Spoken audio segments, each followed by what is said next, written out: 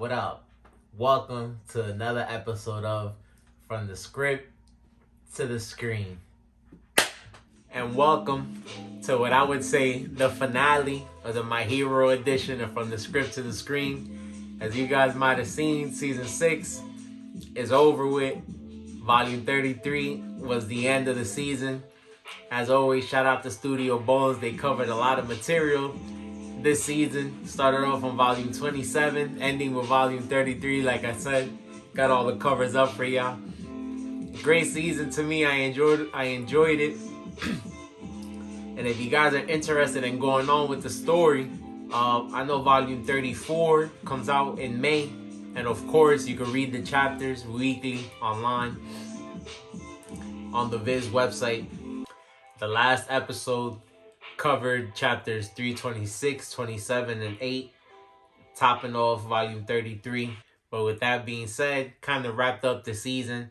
You guys already know that they're preparing for round 2 of the fight against the villains, against Shigaraki and All For One. So they're kind of just preparing, gonna set up their plans, getting more information. As you guys can see, it was the last episode, but we still did get a lot of information and some reinforcements. Something I look forward to seeing. One of my favorite heroes, definitely America's #1 hero, was revealed at the end of the episode. But we'll get to that just because she's also on the cover of volume 34. So it was cool to see her in action. Why I say action-packed episode, one of my favorite panels this week.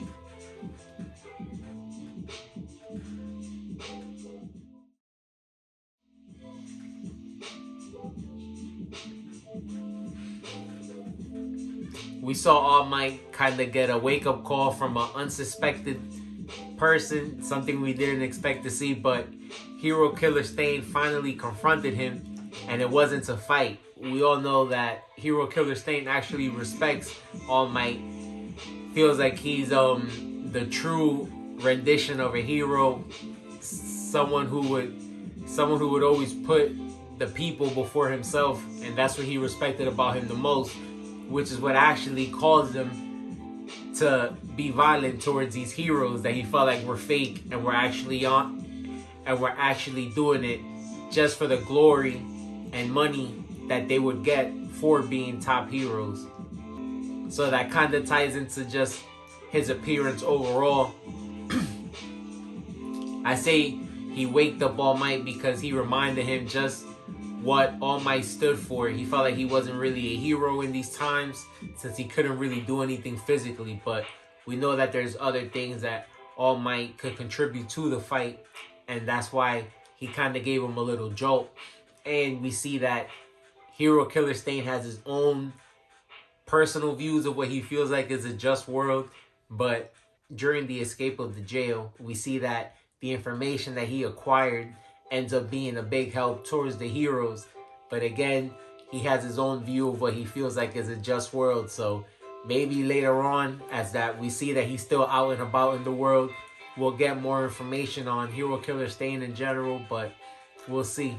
And like I said, the students from Class 1, they are happy to just finally be together and be able to rest and actually come up with a battle plan together like they've always have. Like I always mentioned throughout the season, we've seen examples of how the students have always tackled their problems together. And Deku running off and trying to do things by himself kind of didn't sit well with everybody. So they're happy that everybody's together. We understand that Deku is the main focal point, but again, everybody has their own part to play. And the manga readers, and again, this week being chapters come out weekly, we see more examples of that. So if you guys want to keep going, I always suggest to read the manga, but you've seen it throughout the season. So we see the students just coming together and are happy that they're going to be able to move forward together from now on.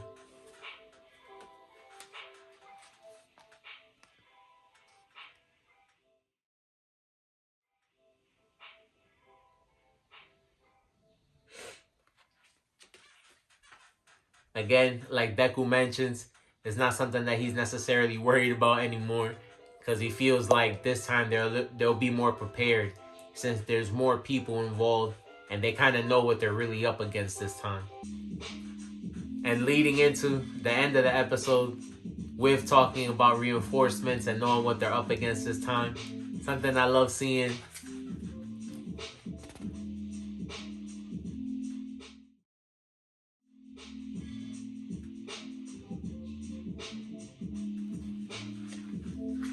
We get the reveal of America's top hero, which we see end up being a good thing. Reinforcements are coming, and they're able to strategize and prepare now with the information from Hero Killer Stain, because we see that they actually have less time than they thought. Shigaraki and All For One have a type of communication that they're able to talk to one another, something that All Might states One For All are not necessarily able to do. He's able to talk to them, but they're not able to talk to him. So it's an interesting realization that they've come up with, something that they're going to have to look into, because then that means that they have a different type of connection that they're not really prepared for. You understand? So we'll see what happens with that. But again, like I said, even though it's the end of the season, still got a little bit of information. Hero, and it's actually ironic because if you've read Vigilantes, America had another top hero before time, so I never looked into it, but I gotta see if there's a resemblance or if there's a connection to the two, since not that they look alike, but they both have blonde hair, so I'm interested in seeing that. But again, in Vigilantes, we've seen that America had another top hero, a gentleman that was more resembling to All Might, that had another type of super speed, super strength, and stuff like that. So at this point, we see that Star Stripe is America's top hero, and that's how the episode ends. Like I said, everybody's gearing up for round 2. Looking forward to season 7. And as always, shout out to Studio Bones. I'm pretty sure they're gonna hook us up next season. Peace. Let me know what y'all thought about the season.